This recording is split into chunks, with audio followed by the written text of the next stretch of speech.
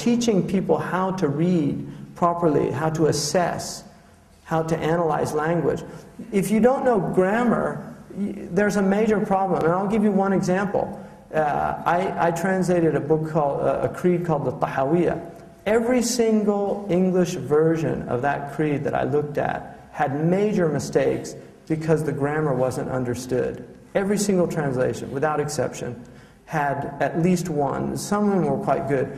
But they were things like not knowing, you know, there was a word, al-istita'atu, not knowing what amma, you know, when you use amma in the Arabic language, amma al-istita'atu, now we have a different, we're moving into a different, so the same word is used in the beginning of the sentence, but then the same word is used, but it's preceded by a particle that indicates it's a different type of istita'a. Nobody saw that. Now, it could be a slip from the translator, but it could also be just simply not knowing the grammar.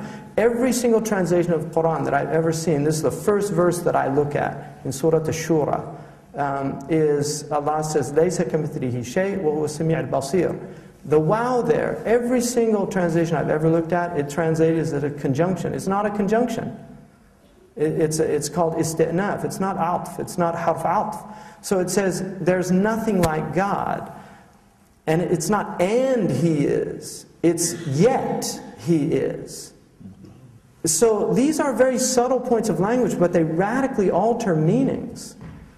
And this is why grammar is so essential if you're going to train a mind.